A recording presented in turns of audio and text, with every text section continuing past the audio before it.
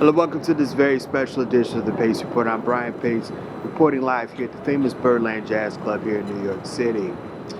Recently here at Birdland Jazz Club, 10-time Grammy Award winning jazz pianist, as well as NEA Jazz Master and Afro-Caribbean legend, Eddie Palmieri blessed the band stage for a week of unprecedented sold-out performances for his 85th birthday celebration. Now, in a career spanning some 7 decades, Mr. Palmieri has done some very important things with Latin jazz, as well as bridged the gap between some of the great legends, as well as moving the music forward. Tonight here on the Pace Report, you're going to see highlights of the 85th birthday celebration performance with some very special guests.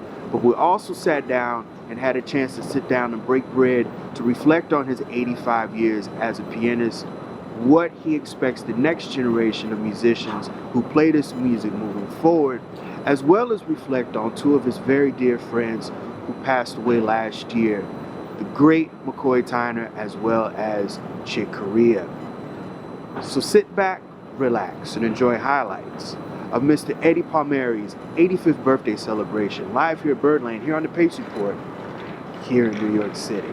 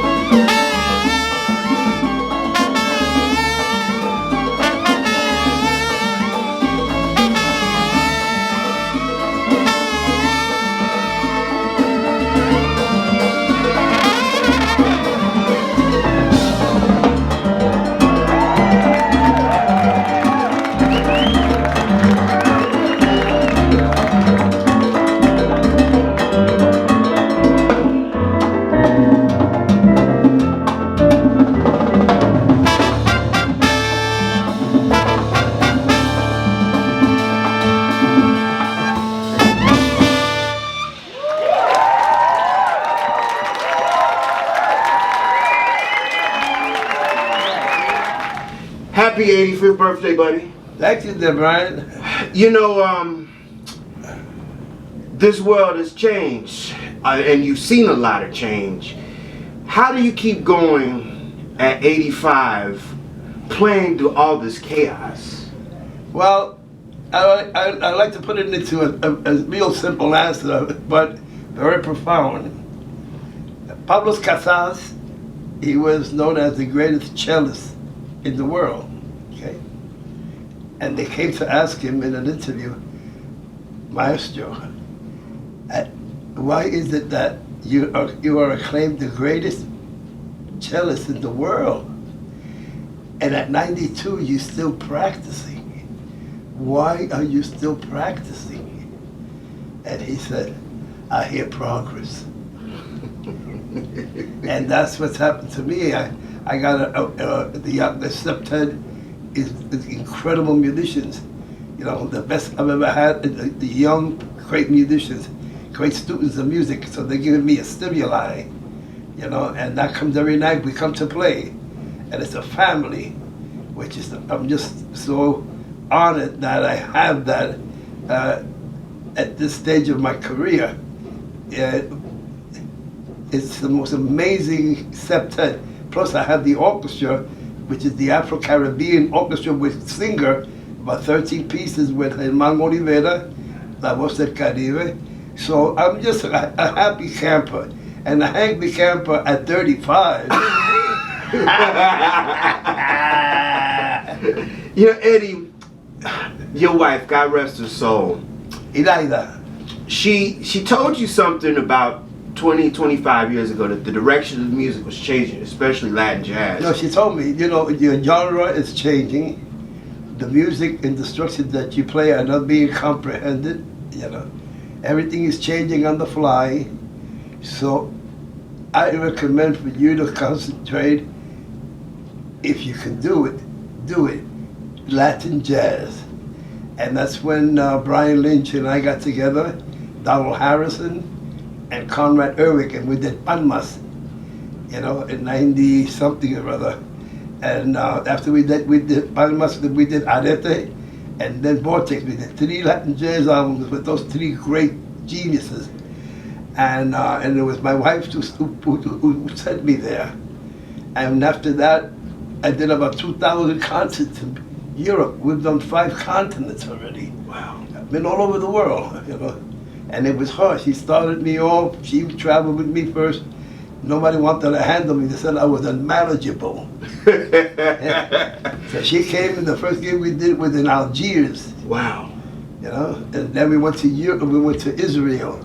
Went all over Spain, and then she was fighting with the flights. You know, she didn't like the plane, and then she put my son in as my manager, and we've been together now, Eddie and I, for 30 years.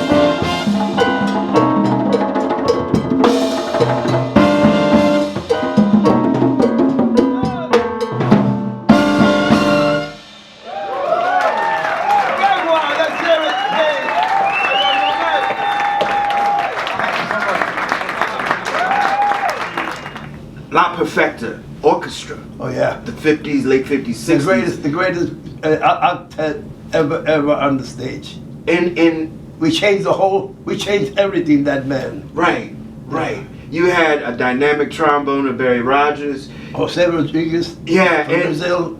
Manny Oquendo on timbales. Tommy Lopez on conga. Dave Perez. But before we had also Bobby Rodriguez that worked with Tito Puente. Myself on piano, Ismael Quintana singing, and George Castro on the flute. 8-piece band that when we walked into the palladium in 1963, we knocked every man off the bandstand. There was no competition. And we closed it at 1966, which was very sad. Palladium opened from 49 to 66. And the greatest years of our music was the time of the mambo, and that's Machito and his Afro-Cubans, Tito Puente, Tito Rodriguez. And I joined Vicentico Valdez band in 1956. That's how I started in the Palladium in the summer. We used to do the summer while the other bands went to the Catskills. So with Vicentico I started. Vicentico Valdez was the singer of Tito Puente when my brother Charlie Palmieri played piano for Tito. Manny Oquendo in the bongo. And Mongo Santa Maria had just arrived from Mexico, Cuba to Mexico to the United States. And he started with Tito. I mean, an unbelievable time. That was the greatest time of our music. And the mambo and the cha-cha-cha. Then in 1959, it was all over when Fidel Castro changed the doctrine and everything changed in Cuba. You know, Eddie, you started off with the orchestra, and then I guess the economy. It's even with jazz, you know, the big bands, they disbanded. But I find that now your career's like a full circle. Now you're doing the big band music again. How do you feel doing that? Well, because there was a big band was for my wife, you know, and she was a great dancer. She loved Tito Rodriguez more than Tito Puente. He said it was more difficult. My wife knew all about jazz before I did. She was born on the west side, born in Puerto Rico, but raised in the west side about 138th Street and Broadway. And they used to walk down to the Apollo on 125th Street.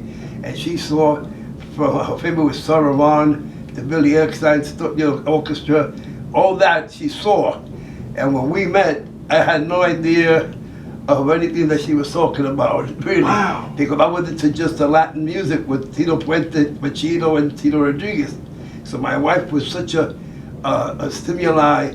You know, we met in 52, we went out to 54, then we got married in 56. 60 years married, and then cancer took her away from me, you know. Wow. Eddie, speaking of you being acclimated to jazz by your wife, who were some of the first piano jazz cats that you really started listening to and admiring? Well, it was always the Cuban pianist first, okay? But then in 64, right in between 64 and 66 in there, Barry Rogers told me on a Sunday, Eddie, when we finish, we have the early shift, when we finish, I want you to come with me. Went to the Birdland, the original Birdland, and it was the John Coltrane Quartet. And when I saw McCoy Tyner take a 20-minute solo, because there was hardly anybody there, and you heard the Coltrane, he sits down, puts the horn down, and now he starts to figure out, I don't know if he's doing the payroll, or if he's writing lyrics to Love Supreme, because he died about a year and a half later. Right. I don't know, 67, I believe. So, you know, like when I see McCoy, while he's writing and doing that, McCoy's soloing. And now a little bit, I can't see his left hand. And in harmony, the fourth. I mean, I went, oh, that night he became my mentor. Wow. I asked known about Art Tatum and, you know, that to my brother. But when I saw McCoy Tyner, then I really started to listen to jazz pianists, and my favorite also Bill Evans, Herbie Hancock, Chick Corea. We became very great friends at the end, you know, which nobody could comprehend. Chick and I was something else, you know. He told me, Eddie, you have recorded the best music on the planet Earth. And I got back to him, and you went, at least I stood in tierra firma. You took off into the atmosphere, into the hemisphere, which returned to forever. You know, and then I was waiting for a response, and he never gave it back because he was ill, he was dying, and he had asked me for two of my compositions. I called my arranger, Jose Madera, you know, one of the greatest last of the arrangers, to make me a lead sheet, a professional lead sheet. He wanted Dia Bonito, and he wanted Adoración. Wow. So we sent it to him, and he died analyzing and looking at my music. That became so emotional to me that, you know. Before we even go back to McCoy, Chick wrote so much music for many different ensembles. Oh, yeah. Whether it would be the electric orchestra, yeah, I mean the trio. Yeah, yes, I came to see him in the Blue Note with him with Rubalcaba, just the two pianos. Oh my God! I mean, you know, he was just special, you know, and we made a great friendship, which with the respect to each other. Right, you know? right. He loved my Luz Mayor I did for my wife. He used to call it a Luz Mayor, and then he loved Sabiduría, which is the one that I did called wisdom. Right. Then my wife said, "Why don't you call it also sabiduría?" That's the translation of wisdom. You know, I'm an amazing woman. You know. We lost McCoy during COVID. The I know. beginning, I and know. We lost Chick. yeah. What does McCoy mean to jazz music as a whole, as a pianist? Oh, he said another direction. My opinion, he said it into another direction, into harmony the fourth. He used it so well, you know, because you have the thirds exactly, but in the harmony the fourth, he was, you know, with John Coltrane's quartet, and then when he went on his own, Yeah. you know, then he did some incredible recordings. That Atlantis record. And we met when we used to do the Salsa Meets Jazz, and he was one of the guests one night.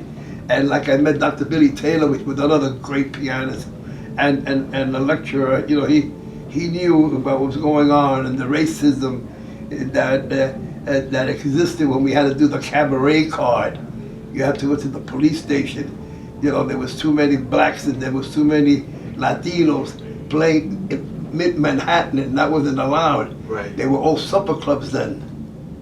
You know, so this the whole world that, you know, just kept revolving and changing and changing. Now the virus, the invisible enemy, has changed the world completely. Right. You know.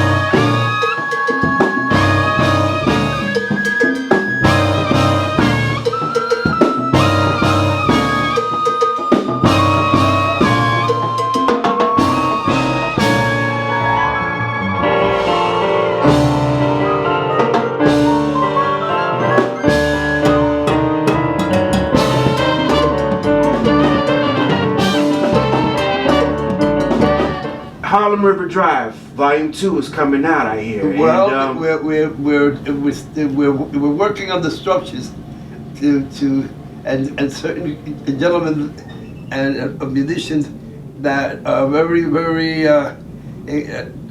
exciting. And plus, I have Al Sharpton. He's gonna do the liner notes. Oh wow! Yeah, I asked him.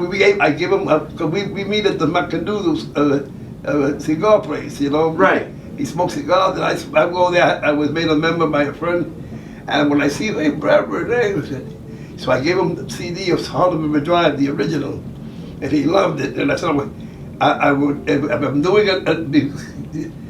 the volume 2. Would you do the liner notes? He said, yeah, I'll do them, man. So we got that, you know. Why do you think that record now is probably one of your most revered recordings now in 2022? Oh, because everything was said there. Just one number alone with Idle Hands. You all know the story, how it all began. It took 5 days, and then came man. All the land was free. It's so no slavery to lead to poverty. Poverty is the parent of wars and crime. And poverty, someone benefits from there, from the world being in poverty, and at the same time, they own all the land, you know, that belonged eventually to the United States to the Indians. We took care of the Indians, we certainly did. And after that, in the railroads, and then at one time there were 60 families that owned all the land in the United States. They took that book off the shelf. And another one called The Enemy, the State. They took that one off too. I was very lucky, very blessed when I met Bob Bianco, my teacher for 25 years. He's the one that wrote those lyrics for Idle Hands. He was a great singer too, saloon singer. He would sing 60, 70 songs a night, you know. I was very fortunate. Then he took me into the political economy of Henry George, and then that was another world for me. What is poverty? What of this? And you know, and we have like you have wealth, you have land. When man puts his energy to land, you have wealth. Out of that wealth comes capital to make more wealth. Then you have wages, you have interest, you have rent, you have transportation, and you have distribution. There's 9 of things that's how the planet works.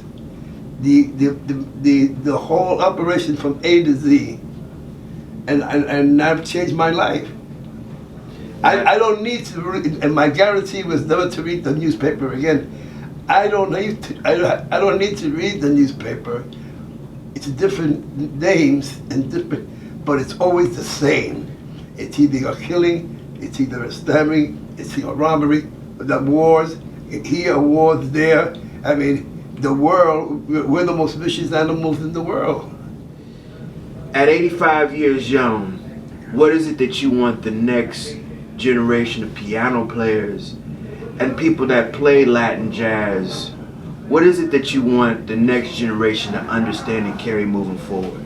To be able to extend, they have to get down to the primary, which means the music that came out of Africa. The rhythm that came out of Africa is what changed the world. The composers of the classical times, they were looking for the plasticity of the temporal structure, that's rhythm. Never achieved it because they never knew what was coming out of Africa that was for thousands of years before. When the slave trade starts, which I don't call it the slave trade, I call it the captive trade. Because when they take you out of your country, you're a captive, not a slave. The whip turns you into a slave. So when they brought in, it was the Spaniard who was attacked in 11 when the Moors went into Spain, right, playing drums and scaring the hell out of everybody with their drum. So now when they bring the African, the cross culture between the African and the Spaniard came the mulatto. And the mulatto put the world to dance. They were allowed their drums. They grabbed the Catholic religion and made camouflage it from like Santeria. In other words, now Santa Barbara, Saint Barbara now becomes Chango. And it's a whole thing in their secret cult, and they were scientists. They knew about all the herbs that could cure the body. They knew all that. When they were brought in the New World, they weren't allowed the drum. for fear of revolution in communication. So the lament of the ones working on the plantation was the blues. And out of that came the local blues. And that's a fundamental of jazz. Right. But the drum was never allowed here. When Charlie also arrived here in 1947, not all the jazz musicians liked the conga drum. There were some comments by a great pianist that said, they're taking us back to the jungle. They were so wrong. The conga drum comes from the bongo. All the rhythms that come out of Africa, that's what creates the tension and resistance in the compositions. Not anything else. The rhythm. Everything that we do is rhythm. Right. Music has with the rhythm, the drum in Africa. That's right. It warned people of, future wars. And Exactly right. And the drum was the birth of the rhythm, like And you said. and the drum is the pulse of my life. There it is. I was going to ask you, how do you correlate that? How did you correlate that to your playing style? No, it was because I was a drummer first. I played drums with my uncle at 13 years of age, timbales. I wanted to be my brother's drummer. My mother didn't want that to happen, and my mother won, and I thank her for that. Then after 2 or 3 years, I gave the timbales to my uncle, and I went back to the piano. And your brother was the one that... And my brother was my main influence because he was 9 years apart. My mother never thought she would have another child, and I came out, I was surprised. You always said that your brother was better than you, but No, my brother was the pianist. I'm the piano player. That'll do it again for this very special edition of the Pace Report, recorded live here at Birdland. I'd like to personally thank and congratulate the incomparable Eddie Palmieri. Happy 85th birthday and many more to come, my friend. For more information on Eddie's upcoming tour dates, as well as to order his music, visit him online at palmierimusic.com. I'd like to personally thank Lydia Liebman for Lydia Liebman Promotions for arranging my time with Mr. Eddie Palmieri, as well as I'd like to thank the staff and management here at Birdland for their warm hospitality. For more information on directions, as well as upcoming show dates and performances, visit them online at birdlandjazz.com, as well as follow them on social media at Facebook as well as Instagram. People, I can't stress this more than enough. Please like, share, and subscribe to my videos here on YouTube and Vimeo, as well as follow me on my website, thepacereport.com, for my weekly column, as well as my past segments. And you can also follow me on Instagram, as well as Twitter and Facebook. Until next time, remember, if it's in the groove, it'll make you move. Till next time, peace.